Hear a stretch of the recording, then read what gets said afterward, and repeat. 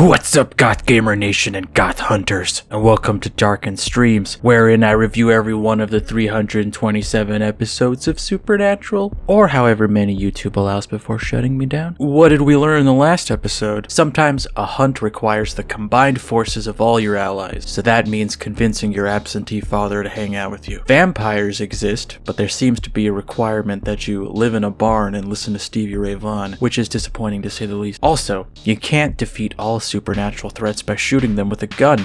Sometimes you need a magic gun. Season 1, episode 21, entitled Salvation, was written by future showrunner Sarah Gamble and Riley Tucker, the writing team who last wrote episode 14, Nightmare. This is the final episode the two would write together, but starting next season, both would independently write several episodes. Returning for his second episode as director is longtime producer and co-showrunner Robert Singer, whose eponymous character will be appearing shortly. Making its first appearance in the series prematurely during the season's penultimate Previously On segment is another beloved staple of Supernatural, the one that will, from here on out, only appear in season finale episodes, the song Carry On My Wayward Son by Kansas. Carry on my wayward son, there'll be peace when you are done. Unless, of course, you're watching the show on Netflix where it is replaced by an instantly forgettable indie rock song. This is a calling, this is a calling to you. What began as a nostalgic callback to series creator Eric Kripke's childhood wound up sticking as the show's de facto theme song and was eventually embraced by the band itself, with them appearing to perform the song live at the 2017 San Diego Comic-Con. 2 years before that convention would be worldwide recognized as the super spreader event it has always been. In the cold open, and in Blue Earth, Minnesota, Meg visits a priest and reveals herself to be definitively a black-eyed demon, which I think was probably implied based on how she easily walked away from falling out that window and whatnot, but if you didn't catch on, yes, she is a demon, 100%. There's a bit of a lampshade here that is something Supernatural does a lot, and that always kind of bugs me because I can't track any logic behind it, but it's like, how are demon power levels determined? How does the hierarchy of power work at all? I mentioned in the video for the episode Route 666 that episode is the only one that I can remember that uses hallowed ground as some kind of supernatural deterrent, but Meg, a demon, just walked into a church and apparently... Maybe that works in the minor leagues, but not with me. What does that mean? Like small demons? As far as I know, this rule is never addressed again, so I don't know what class of creature other than ghosts have to worry about hallowed ground. In the grand scheme, Meg is not the major leagues. She's an underling. Later in this episode, her superior shows so little regard for her that he shoots her with what he thinks is the magic Colt just to test if it's real. Like the last episode, we meet another non-Winchester hunter with an elaborate hunting bunker filled with weapons that he ignores to throw a knife at the approaching enemy, which shockingly proves to be ineffective.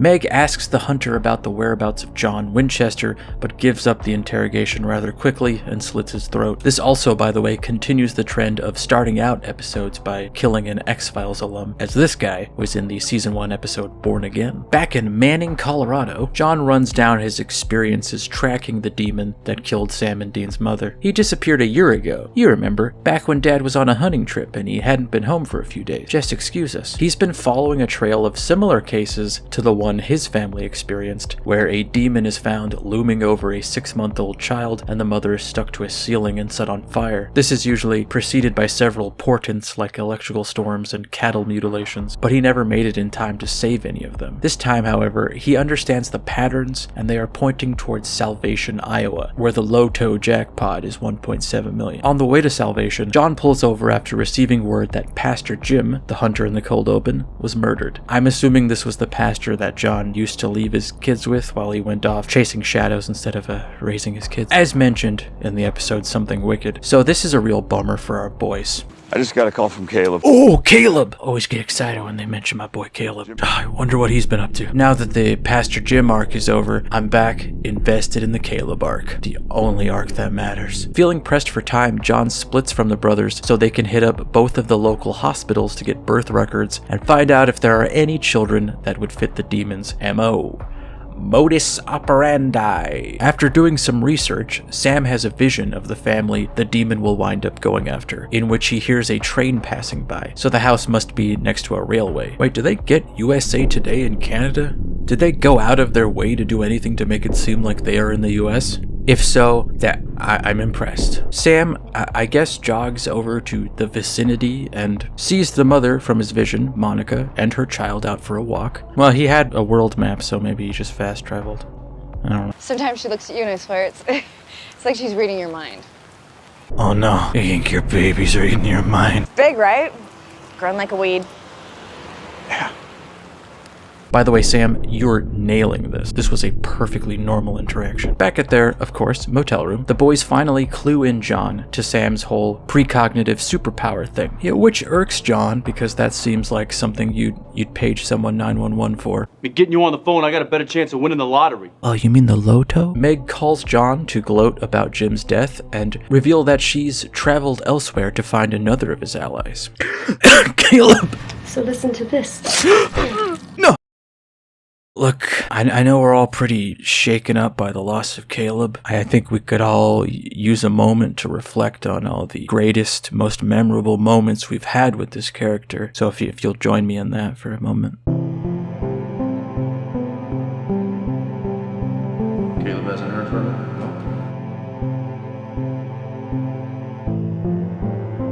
I just got a call from Caleb. I called Dad's friend Caleb, he told me, alright? Caleb? Caleb said they found traces of sulfur at Jim's place. Caleb?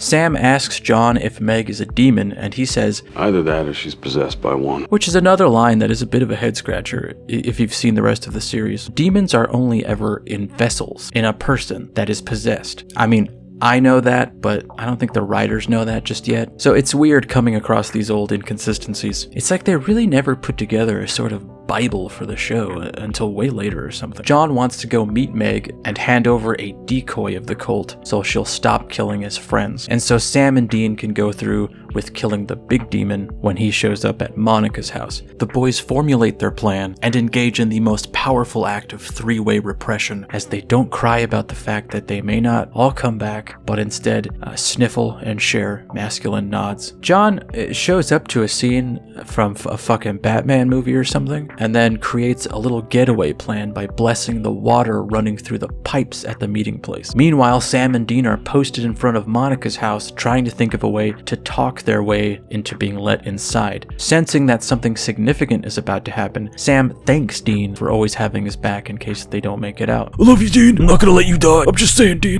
At the meeting, Meg and another demon lackey named Tom, really? Why do some of them keep their demon names and others are just Tom? Also, Tom was in the X-Files episode Home, which I just mentioned in my AMA video, which you should watch if you are interested, but I'd understand if you'd prefer to know as little about me as possible, because, you might sort of realize how unlikable I am outside of my already pushing it internet persona. Anyway, they figure out John's scheme, but are unable to pursue him thanks to his holy water trap. Back at Monica's place, the demon shows up and reveals a set of lovely yellow eyes, but Sam isn't quick enough and misses his shot. The family is narrowly saved as the house begins to burn down, but both missions turn out to be a failure. I realize that it's only realistic that Monica's husband would see two men breaking into his home and storming up the stairs to his daughter's bedroom as alarming, so it makes sense that, he would engage in battle with the Winchesters. But I'll always remember the feeling of validation when Dean just fucking knocks him out to get him to calm down. I mean, I'm sure he's an alright guy, but in that moment, I was like, Dean, this guy's a problem, and he's gotta go. Even when they rescue the baby, he's still like, stay away from my family. But Charlie, don't! They saved us! You saved us! Oh, but I have my fist out and everything. Oh yeah, also, he's in the episode of X-Files called Memento Mori. I don't have anything interesting to add about that. It's a cancer episode. The standout moment in the episode for me is Sam and Dean's confrontation back at their motel. Sam is angry that they've spent a year looking for this thing, and then Dean refused to let Sam run back into the flaming house, possibly giving his life to kill the demon. He pins him to a wall in a way mirroring the pilot episode when their emotional states and objectives were very much reversed. They're gone, and they're never coming back. Don't you say that, don't you? Mom's gone, and she isn't coming back. But the only thing keeping Dean together is his family, and he doesn't see the point in killing the demon if it means losing that. These two are kind of killing it as far as acting in these moments, and I'd say far outclassing Jeffrey Dean Morgan in this one, who mainly does a lot of weird, heavy breathing.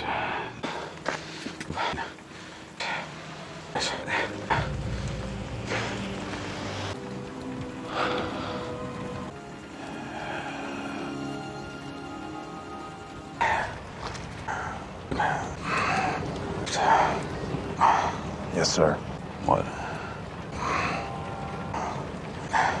Becoming worried about the well-being of their father, they call him only to have Meg answer. This is kind of an odd episode. On one hand, it does show off a lot of atmospheric lighting and sets. You know, the show still looks pretty good, and there are some good character moments. I like that John is shown as being more of a dad to Sam and Dean and less of a drill sergeant.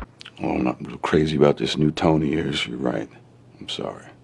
But it is more so indicative of where the show goes in its final seasons, because it doesn't really feel like anything of note is accomplished. It starts out with the energy of a season finale, but it's mostly set up for the actual season finale. Lots of talking on the phone and arguing, making plans. I don't know if this aired, with a week in between the finale, but this seems like the kind of episode you'd play back to back with the finale, because it's a little uneventful until the last 5 minutes or so. There's also something just hilarious about them trying to cram in some kind of emotional, powerful moment by bringing in two characters that at this point have only been mentioned and then killing them off in the same scene they are introduced. Like, you think we're going to be hearing about Caleb in season 15? No. And this is why the show just rolls downhill from here and never recovers. Hi, is there anything I can do for you? Oh, God, yes.